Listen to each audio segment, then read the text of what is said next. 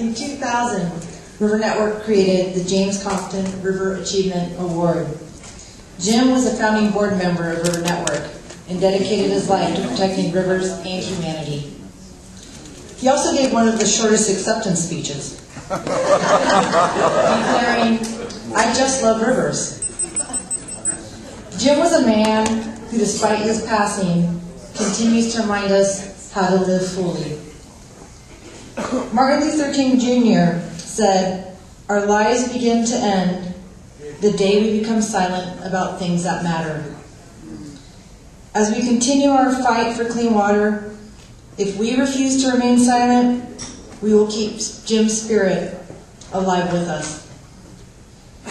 The James Compton River Achievement Award is presented to one individual each year who embodies the passion expressed by Jim. An individual who does not live to work, but rather works to live. An individual who does what she does simply because she loves doing it. This year in particular, hopefully for obvious reasons, we wanted to honor an individual that has been an ambassador for both River Network and Waterkeeper Alliance. And we knew exactly where to look: Georgia.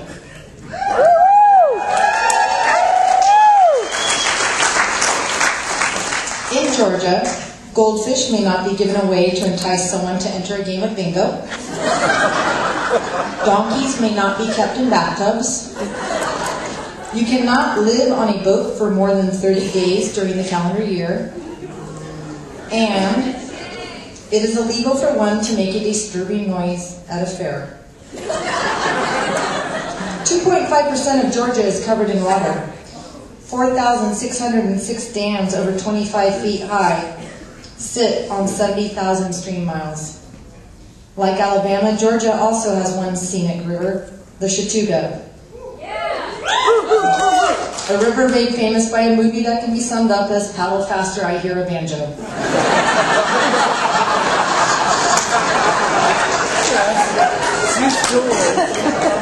The Chattahoochee River flows southwestwardly through Georgia to merge with the Flint River on the Florida border, where its name changes to the Apalachicola as it meanders through Florida to the Gulf of Mexico. The upper Chattahoochee River Basin supplies more than 70% of Metro Atlanta's water for drinking and other needs, an average of about 450 million gallons per day. To introduce our James Compton River Achievement Award recipient, please help me welcome Don Elder from River Network and Dean Nyax from Yadkin Riverkeeper.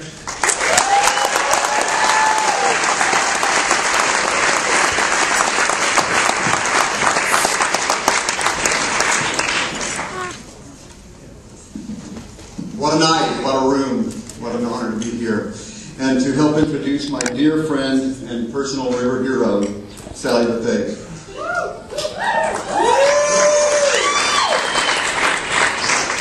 First, a little context. I was born in Atlanta in 1956. At the time, it was smaller than Boston. Today, it's larger than Massachusetts. From the mid-50s into the early 90s, the growth in the region's water problems was exponential, faster even than the sprawl that was its major cause. And that's when Sally stepped in. This was not a job for the faint of heart, for this was a situation where change would initially have to be forced. The Upper Chattahoochee Riverkeeper documented problems, gave officials the chance to do their jobs, supported them when they did. And when they didn't, she pressed them. And if necessary, she took them to court. Sally quickly earned the fear of bad actors, the respect of all, and the support of legions. Litigation is often necessary to prevent the worst, but it's never enough in and of itself to achieve the very best. Sally has built a group capable of pursuing a proactive agenda for river protection and restoration. Today, it has a large and active membership, a strong board and staff, the technical and communications expertise to make the case for change, and the negotiating skills and political strength to bring it about. Most important of all, Sally is creating a vision for sustainable water use and management in one of the most challenging urban watersheds of them all. If all she had done were to build one of America's greatest river groups, Sally would be deserving of our highest honor. But she's also inspired the formation of new river groups across Georgia and the South, helped form a statewide water coalition, worked with groups in neighboring states to address interstate water issues, and served on the boards of both the Waterkeeper Alliance and River Network.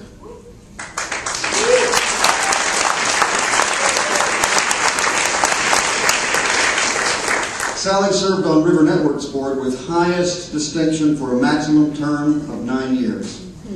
For most of that time, she was chair of our program committee. She played a huge role in creating today's River Network. One of my favorite pictures of Sally is in your program. It's of her smiling joyously as she's hugged by her 2 adoring sons. Sally, you're with 750 more adoring people here tonight. We owe you almost as much as your sons do, and we're about to give you the biggest hug of your life.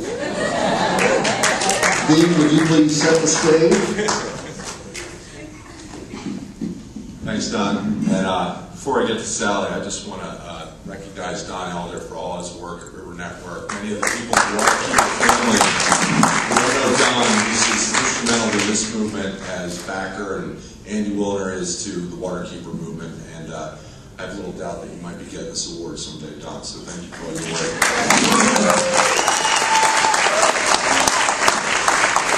Hey, Sally, how you doing? Congratulations. Thank you. You are number 1. You are. You're the first water keeper program in the Deep South. You are one of the first river keepers to serve on both boards of this organization. You're one of the first female water keepers in this movement.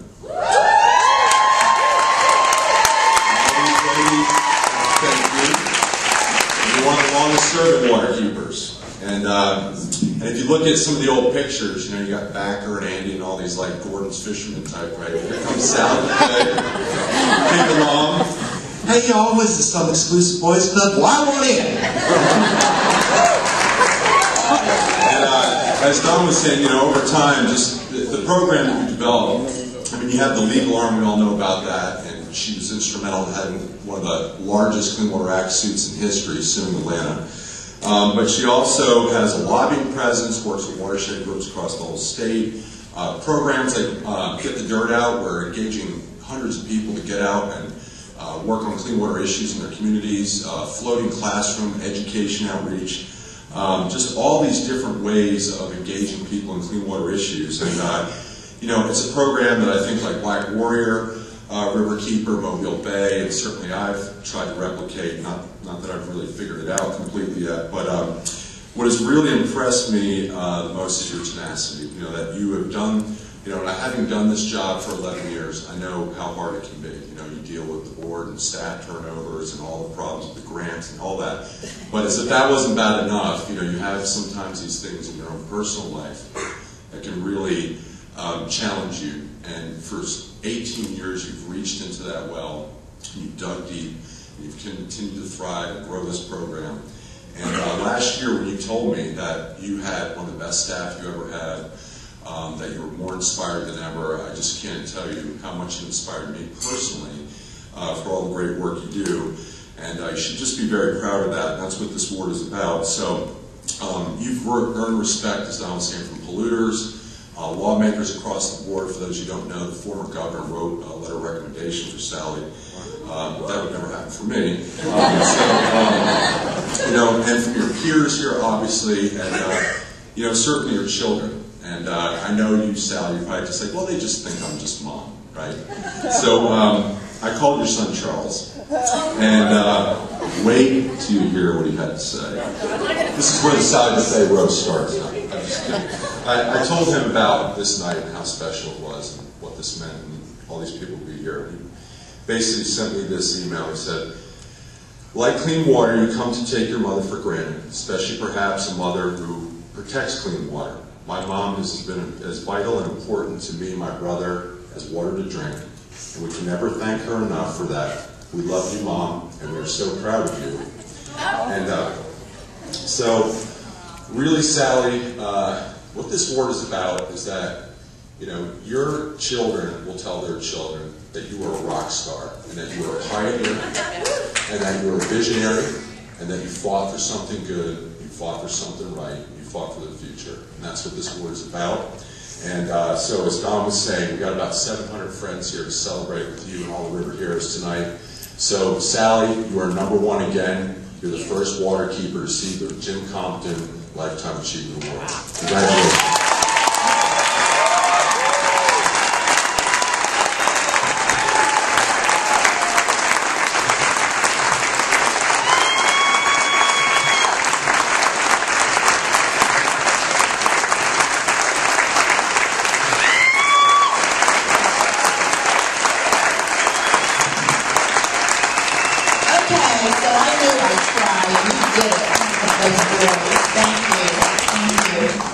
Thank you all so much. What an incredible room, so inspiring. Well, when I think of Jim Compton, a man that I knew for only a few years as a fellow River Network board member back in the late 1990s and early 2000s, excuse me, I have two strong memories. One of his being in the group at my very first California-style community, you were there, Lucia, hot tub experience on a ranch in Montana. Yes, we were at a River Network board meeting and exhausted from yet another navel-gazing exercise, strategic planning. And a few of you here tonight were with us then. Being a somewhat sheltered Southern girl, I didn't realize what was expected in terms of clothing as a nun. A bit grandfatherly and eyes twinkling, Jim could make anybody feel comfortable in any setting, and he did then. Not that I participated fully, if you know what I mean, but it was all great fun and laughing and telling stories under the huge Montana sky with evening falling. Now the second memory was on the Potomac River, another River Network board meeting. As I struggled to manage my whitewater kayak, zigzagging down that lovely waterway, I looked ahead and I saw Jim. He was then well into his 70s, plowing competently downstream, boldly focused on where he was going and loving every minute of it. What a fine example that is for every single one of us. So it is with immense pride that I accept the Jim Compton Award with such kind remarks from my dear friends Don and Dean, who are siblings in our river conservation family. We are family, as has been said earlier, and that is one of the aspects of this work that I truly love most of all. Now, like most families, we argue with each other, am I right? We expect a lot of each other, but we always have each other's backs. We may approach our life work in different ways, but our basic values and goals are the same: to protect the liquid lifelines that sustain all of us. To use that wonderful phrase that I heard first from River Advocate extraordinaire Tim Palmer. Now, some in our river family are water keepers. That's the branch of the family tree where I've spent over the last 18 years. This waterkeeper model fits me personally, and I think it fits my river. And so I was incredibly lucky to become part of the movement as either the 11th or the 14th licensed riverkeeper. I'm not sure, I've heard it both ways. But anyway, it was 1994. Now, I had heard Bobby speak in Columbus, Georgia in 1992 about the Hudson Riverkeeper program, and I was totally hooked from that moment on. 2 years later, I was in the right place at the right time when our co-founders, Ted Turner's oldest daughter and her husband, decided to start a riverkeeper program on their home river, the Chattahoochee in Atlanta. And I guess the rest is history. So with inspiration and brotherly and sisterly guidance over the past 18 years from both the waterkeeper branch of the family and the River Network branch of the family, as well as a few other branches, I've strengthened my voice for the Chattahoochee and hopefully all rivers. Now, along the way, I've had the opportunity to work with incredible leaders and committed, hardworking boards and staff, two of whom are here tonight. And I wanted to wave our General Counsel, Juliet Cohen, who's on the Waterkeeper Council now. And our Technical Programs Director, Jason Alseth. Jason, where are you? There he is. Well, they and many of you in the under 40 crowd represent the future of this river, lake, stream, sound, estuary, bay, and inlet movement. Make no mistake, this work will not be done unless we're willing to fight, and fight hard and smart to win victories on behalf of every single waterway on this planet, and to be bold when it's uncomfortable to do so. In fact, it's always uncomfortable to do so, and that's why this work is not for the faint of heart. The political landscape in Georgia is as bad as I have ever seen it in terms of leadership on environmental protection. Yet the public is overwhelmingly in support of what we do in our state and nationally. How to fix that disconnect is what we've got to work on with all our strength and every skill that we possess. If you heard the plenary session this morning about the 40th anniversary of the Clean Water Act, there were some great ideas put forward. Develop simple and creative messages. Tell your river stories. That is how people get hooked. Help people make personal connections with the water bodies to urge that sense of ownership. Keep declaring that pollution is wrong legally and morally, and also wrong to starve communities downstream and in-stream users of water from waste and massive withdrawals upstream. Every single person on this planet has the right to enough clean water.